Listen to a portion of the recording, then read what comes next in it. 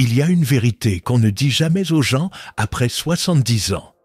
Ce ne sont pas les années qui pèsent, mais les choses que tu continues à porter. Des objets, des pensées, des habitudes, invisibles, mais lourdes comme des chaînes.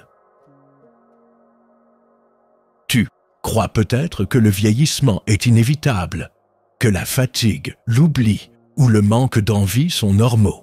Mais si je te disais qu'une grande partie de tout cela vient de ce que tu refuses de lâcher, pas parce que tu es têtu, mais parce qu'on ne t'a jamais appris à faire le tri.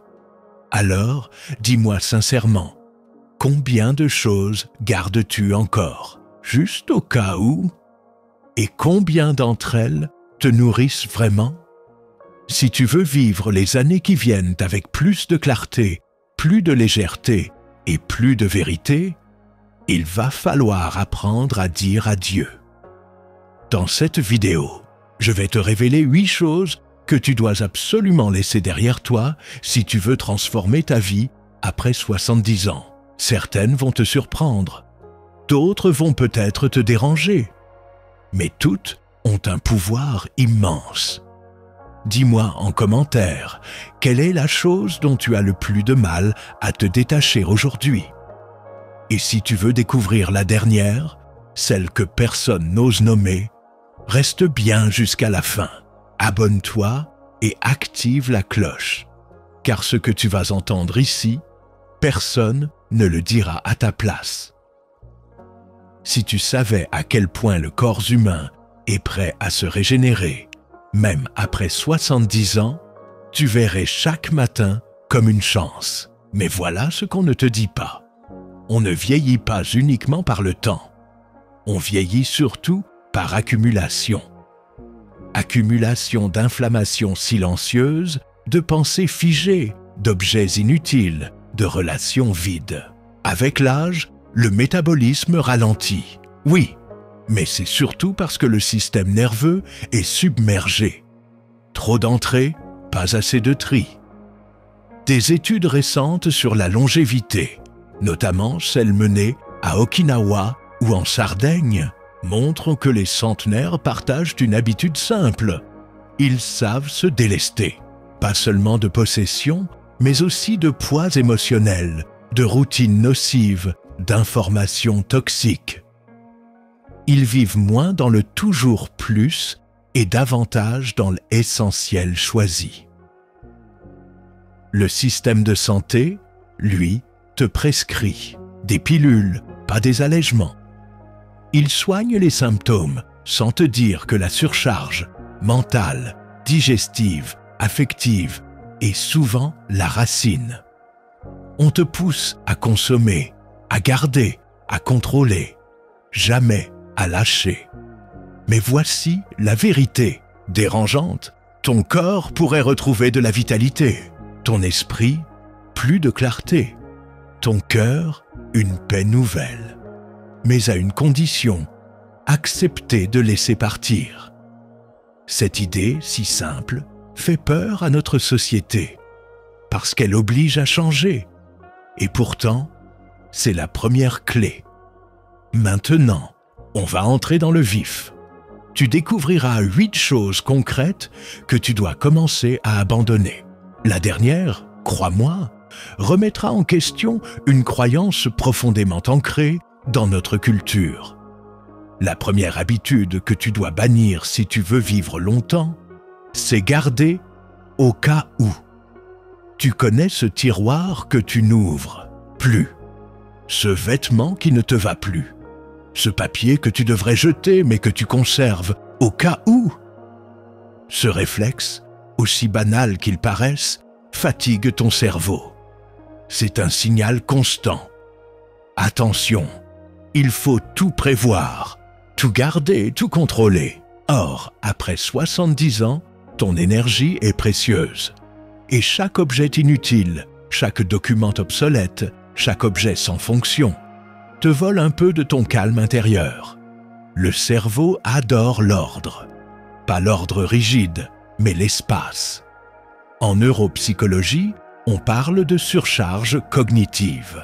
Plus ton environnement est encombré, plus ton attention est dispersée, et moins tu te reposes, même en silence.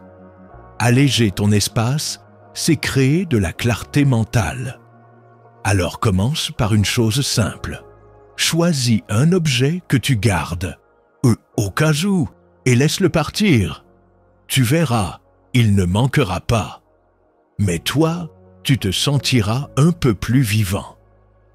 La deuxième habitude à éliminer, c'est la télévision passive. Tu crois peut-être que la télé détend, mais en réalité, elle te vide. Les programmes sont faits pour maintenir ton attention dans un état de veille, ni vraiment actif, ni vraiment reposé. Le cerveau, lui, a besoin d'alternance, stimulation réelle et repos profond. Ce que tu consommes comme image façonne ton humeur. Les informations anxiogènes, les débats vides, les séries pleines, de violences douces, tout cela alimente un fond de stress invisible. Des chercheurs ont montré qu'un adulte de plus de 60 ans qui regarde la télévision plus de 3 heures par jour augmente son risque de dépression de plus de 50%. Pas à cause de l'écran en soi, mais à cause de la passivité. Regarder un bon film, oui, mais laisser la télé allumée toute la journée, non. Ce n'est pas anodin. C'est un anesthésiant qui t'empêche d'écouter ce qui vit en toi. Alors ose éteindre, pas pour te priver, mais pour faire de la place à ta propre vie. La troisième chose que tu dois laisser derrière toi, c'est la culpabilité de ralentir. Depuis toujours, tu avances, tu aides, tu gères, tu prévois. Et quand enfin ton corps te dit « ralentis », tu ressens de la gêne, presque de la honte. Comme si se poser, c'était ne plus servir à rien. C'est faux. Ton rythme actuel n'est pas un défaut, c'est une sagesse. Ralentir, ce n'est pas renoncer, c'est sentir, goûter, respirer et surtout choisir. Les centenaires les plus lucides n'en font pas plus. Ils en font moins, mais mieux. Et ils s'accordent des pauses sans les négocier. Des pauses où ils regardent un arbre, où ils ferment les yeux sans dormir, où ils écoutent sans répondre. Ralentir n'est pas une perte de vitesse, c'est un changement de direction. C'est laisser tomber l'urgence pour retrouver l'essentiel. Et dans ce calme retrouvé, tu seras surpris de tout ce que tu entends à nouveau, en toi. La quatrième chose que tu dois absolument lâcher, c'est le besoin d'avoir toujours raison. C'est un piège subtil. Plus on vieillit, plus on accumule d'expérience. Et cette expérience, on veut la transmettre, la défendre, la justifier. Mais à force de vouloir convaincre, on s'éloigne. On entre dans des discussions qui n'élèvent personne. On se fatigue à corriger ce qui ne demande pas à être corrigé. Avoir raison, c'est souvent un réflexe de protection, pour ne pas être oublié, pour continuer à exister dans les échanges. Mais voici ce qu'aucun médecin ne te dira. Ton cœur se fatigue plus vite quand il se tend, et vouloir avoir raison, c'est tendre l'esprit. Cela t'empêche de te poser, d'écouter, d'accueillir ce que l'autre vit, même si tu ne l'approuves pas. Lâcher ça, ce n'est pas se taire. C'est choisir ses mots avec amour. Et parfois, ne rien dire du tout. Parce qu'on n'a pas besoin d'avoir raison pour être en paix. Mais on a besoin d'être en paix pour rester vivant, longtemps. La cinquième chose que tu dois laisser derrière toi, c'est la peur du vide. On te l'a jamais dit comme ça, mais beaucoup de tes douleurs, de tes angoisses, de tes habitudes viennent de là, d'un refus du vide, le vide d'un agenda, d'une maison silencieuse, d'une journée sans visite. Alors tu remplis. avec des gestes, des objets, des distractions. Mais ce remplissage fatigue plus qu'il ne rassure. Le vide n'est pas ton ennemi. C'est un espace sacré où la régénération devient possible. Les moines le savent, les poètes le cherchent, les cellules en ont besoin. C'est pendant les moments de vrai silence, sans écran, sans tâche, sans attente, que le cerveau trie, que le cœur digère, que l'âme respire. Si tu veux vieillir en paix, apprends à aimer le vide. Ne le fuis plus. Accueille-le comme un ami discret qui vient t'offrir ce que le bruit t'empêche d'entendre. La 6e vérité que tu dois regarder en face, c'est la dépendance au sucre. Personne n'ose en parler aux personnes âgées. On te parle de tension, de cholestérol, de diabète, mais rarement de sucre comme poison émotionnel. Et pourtant, il agit en silence. Il abîme tes artères, il alourdit ton foie, il brouille ton mental. Mais surtout, il anesthésie ton ressenti. Le sucre rapide te calme sur le moment, mais crée des pics et des chutes d'énergie qui t'épuisent sur la durée. Il nourrit une forme de brouillard intérieur, un état semi-conscient où tu ne sens plus vraiment si tu es triste, fatigué ou juste distrait. Après 70 ans, ton corps gère moins bien les excès. Et chaque bouchée sucrée de trop est un message silencieux. Je me console. Il ne s'agit pas de tout arrêter. Il s'agit de regarder, de comprendre et d'apprendre à se nourrir autrement, avec du vrai goût, de vraies sensations et un peu plus de présence à soi. La 7e chose à abandonner, c'est la croyance que c'est trop tard. Ce mensonge est partout. Trop tard pour apprendre, trop tard pour aimer, trop tard pour changer. Et tu finis par le croire, par t'y installer, par t'y résigner.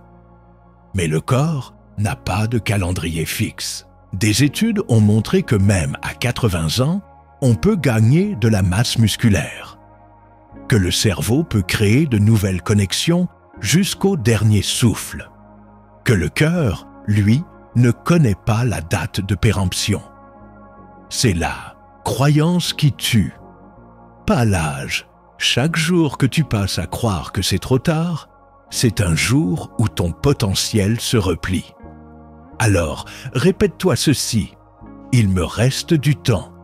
Il n'est pas trop tard. Il est encore temps. Et plus tu te l'autorises, plus ton corps, ton esprit, ton entourage s'ouvrent à cette possibilité. Enfin, la 8e chose que tu dois laisser derrière toi, et c'est peut-être la plus difficile, c'est la loyauté aux souffrances de ta famille. Tu as grandi dans un climat fait de silence, de blessures, de drames peut-être. Et même, sans t'en rendre compte, tu as porté tout cela, par loyauté, par amour, par habitude. Mais tu n'es pas obligé de tout continuer. Tu peux honorer ce que tes parents ont traversé, sans répéter leur douleur. Tu peux aimer tes enfants, sans te sacrifier pour eux. Tu peux reconnaître les manques, sans les entretenir. C'est là le vrai passage vers la liberté intérieure après 70 ans. Ne plus confondre l'amour et la douleur. Lâcher ses fidélités invisibles, ce n'est pas trahir. C'est offrir à ta lignée une autre possibilité et à toi-même une paix nouvelle. Voilà, tu connais désormais ces 8 vérités que presque personne n'ose nommer. Et maintenant, il est temps de passer à l'application. Le premier geste que tu peux adopter, c'est d'alléger un seul espace de ta maison. Pas besoin de tout vider, ni de tout trier d'un coup. Commence par un tiroir, un seul. Ouvre-le, observe.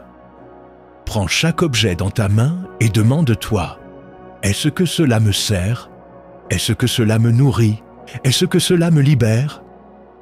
Si la réponse est non, alors laisse-le partir, sans colère, sans regret, juste comme un souffle qui s'échappe. Tu ne perds rien, tu t'allèges et tu signales à ton cerveau qu'il peut lâcher, lui aussi. Un tiroir aujourd'hui, un placard demain. C'est le début d'un corps plus léger, d'un esprit plus clair. Le deuxième geste que tu peux adopter, c'est d'éteindre la télévision une journée entière par semaine. Choisis un jour, déclare le jour sans écran.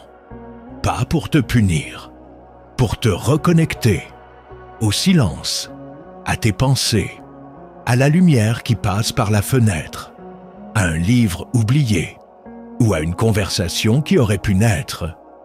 Au début, tu ressentiras un vide, puis ce vide deviendra un souffle. Et ce souffle, un espace neuf.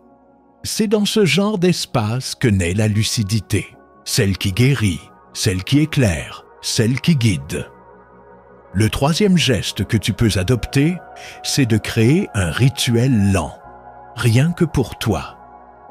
Pas un devoir, pas une habitude imposée, un moment sacré, tous les matins ou tous les soirs, où tu fais quelque chose qui ne sert à rien, sauf à te retrouver.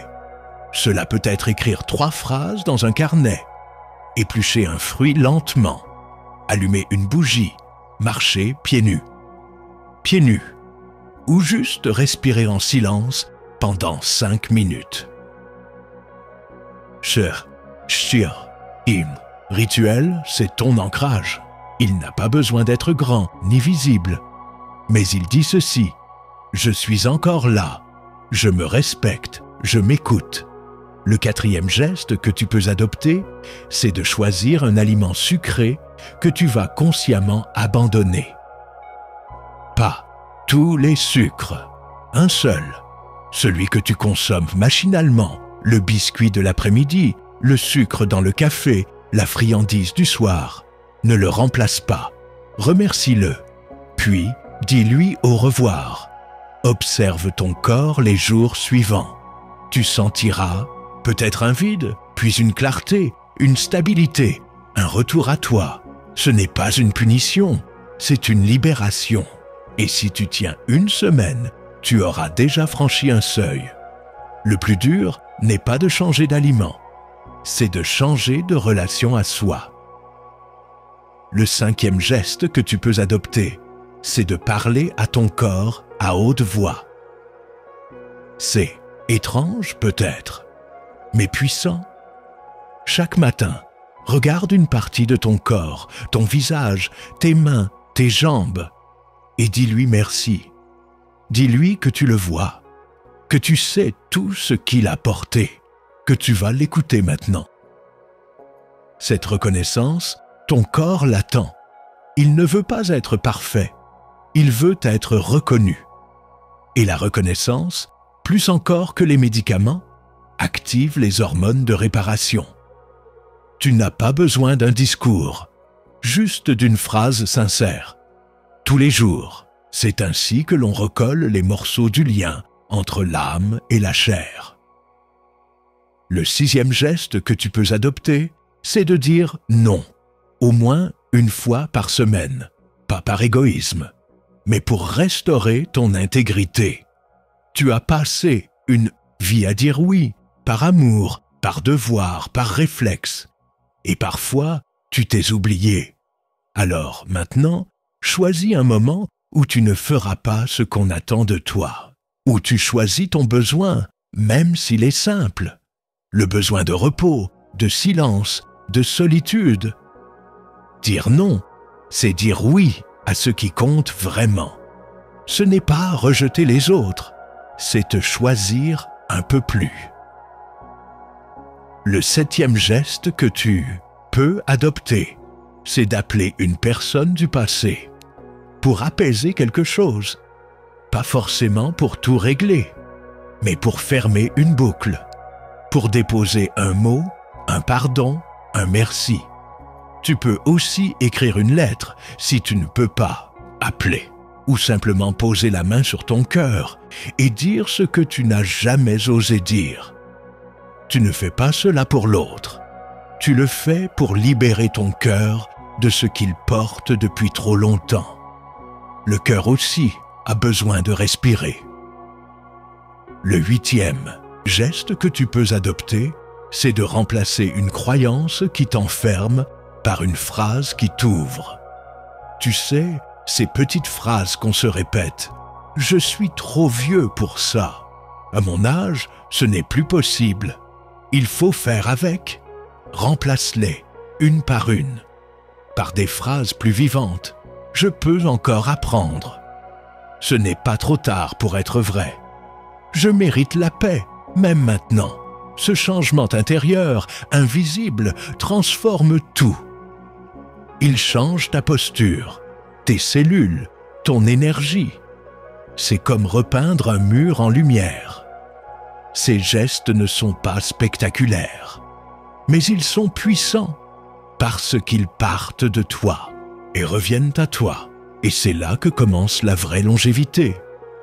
Pas dans la fuite du temps, mais dans la qualité du lien avec soi.